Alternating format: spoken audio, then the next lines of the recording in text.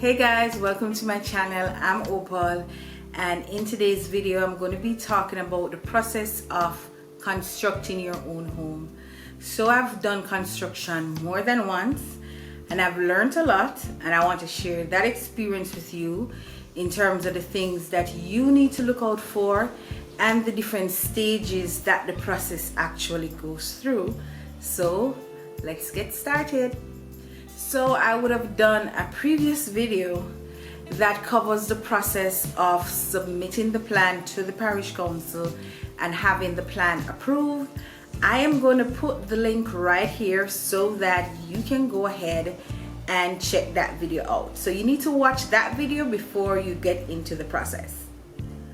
So once your plan has been submitted to the parish council and it is approved, the next step is, of course, you're going to be purchasing the materials to build your home. You need to start calling around different hardwares, trying to figure out, what the price is for steel, for blocks, for cement, and make sure you're comparing to get the best deal.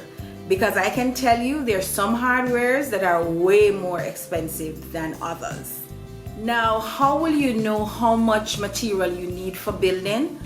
Of course, if you're working with a contractor or you're working with a workman, he's gonna look at the work that you have and assess how much material it's gonna cost. Now, my experience is that workmen never truly give you the full idea of how much material you need overall, and as they use it up, they're definitely going to come back and say, hey, I need more of this, I need more of that. But you want to, as much as possible, have that discussion to get an idea of how much material, so that now it's time to build. You have your material, you have your head workman, or you're the contractor who's going to assist you. Now the first step is that they're going to take that plan that you got approved from the parish council, and they're going to use the plan to basically outline the boundaries on your land. So they're going to use that, they're going to achieve that using lot, which is some thinner pieces of wood, as well as the string that they use in construction to kind of mark off, the different boundaries. So forgive me of my terminologies, I'm just breaking down to you what I know. But you're using the lot and they're using this string to kind of measure out. So they're going to look at the plan and say, hey, this room is an 8 by 10, and they're going to measure 8 by 10 to mark out the room. And this process, depending on the size, I believe even if you're doing like a 5,000 square feet home, that can be done in one day. This is not a long process. This is an easy process to have it marked out. Now, after you have outlined the plan on your land to say, this is where this should be, this is where that should be, the next step is the digging of the foundation. Now, when the foundation is being dug, you can choose to use two options. One, you could use actual people to dig the foundation. You can use persons to dig it, or you can use a backhoe. Honestly, a backhoe is cheaper, but that may not work out for you, especially if based on where the spot is, the backhoe can't get to that particular spot. So if you can't get a backhoe around there, then get an actual group of persons to dig that foundation for you. For approval purposes, and also to create a strong foundation for your home, when you dig the foundation, it needs to be at least 3 feet deep. Okay, so once you have dug the foundation, the next step is the steel work. So ideally, if your work is going to move at a reasonable pace while the foundation is being dug, then you're also supposed to have the person who is tying the steel working at the same time. So once the foundation is done, they will be laying the steel in the foundation, and that is supposed to represent the reinforcement for the home. Now, this is where parish council actually comes in to vet and look to see if you have met the requirements for the 3 feet, if you have the required number of columns based on the plan, as well as have the steel been tied properly. Now, something I want to share with you right here.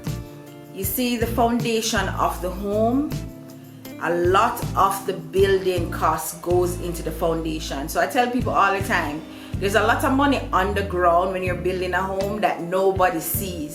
But it is so important to support the structure of the home, and especially if you're going on top to have a second story, you must have a strong foundation, because you don't want to see things happening such as an earthquake come and your house crumbles. So that foundation is very, very important.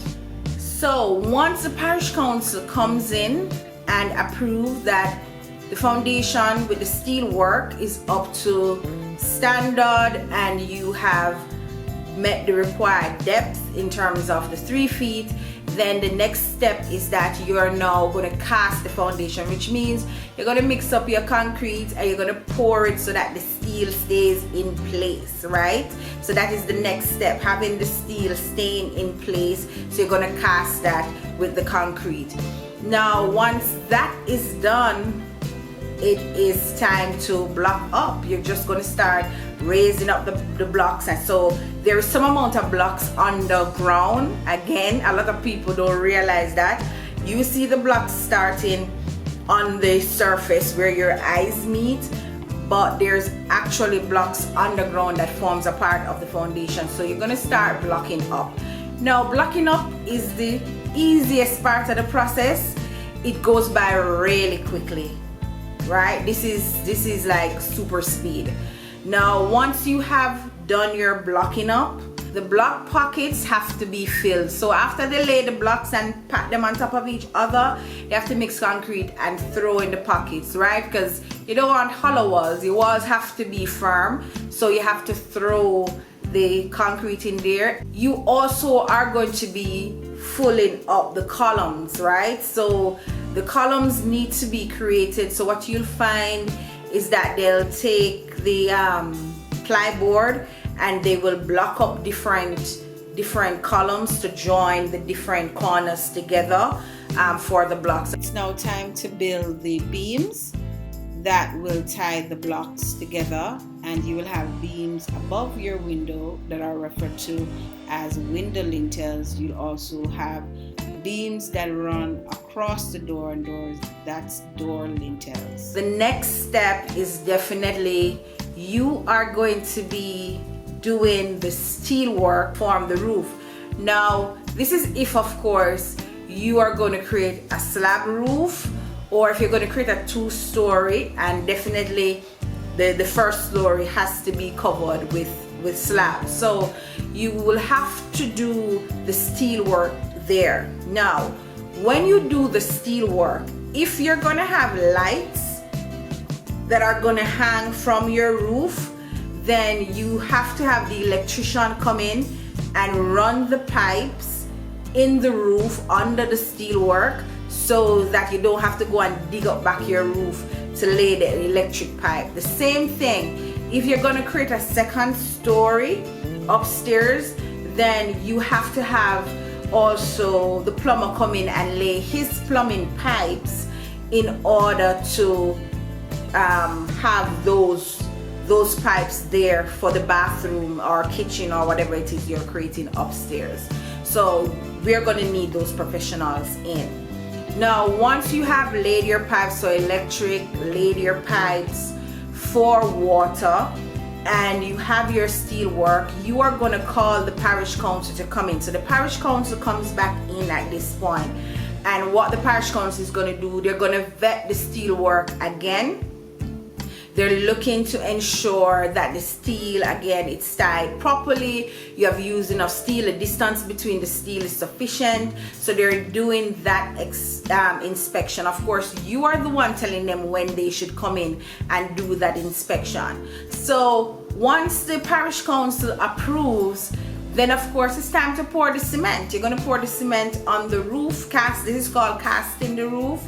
Now there are many ways to cast your roof. You can get a pre-mixed truck, get a company that mixes the cement and everything and pour the roof for you, or you can use people to pour the roof. But there are some nuances with using people. It depends on what your budget is like. It may be cheaper in labor depending on the size. If you're doing a small project, you can just have a few men there mixing and pouring the roof, and I guarantee you're going to have to give them some rum, because they're going to tell you that this is a requirement, and it may also require you giving them some food for that day, different from their pay, right? All right, so once your roof is poured, you are all set, and this is, I would say, the first stage of constructing your home. I have not gotten into the additional finishes that may be required, dressing of the wall. If you're just doing a one story, you are gonna have to cast the floor inside, which means you may have to buy something called fabric, which is this mesh material that you put on the ground, and you pour that on the ground to ensure that things, you know, pour the concrete, make sure it stays in place. So I think I'll do a follow-up video on this, but this is like the very first stages into constructing your own home. And I'm also about to start a project I'll share with you. I'm about to start a project to build my Airbnb at home, so I will show you some of those very stages that I'm talking about in some upcoming videos. So that's it for today's video. So if you liked what I had to share, please go ahead and give it a thumbs up, and if you want to hear from me, then why not go ahead and subscribe. Until next time, take care.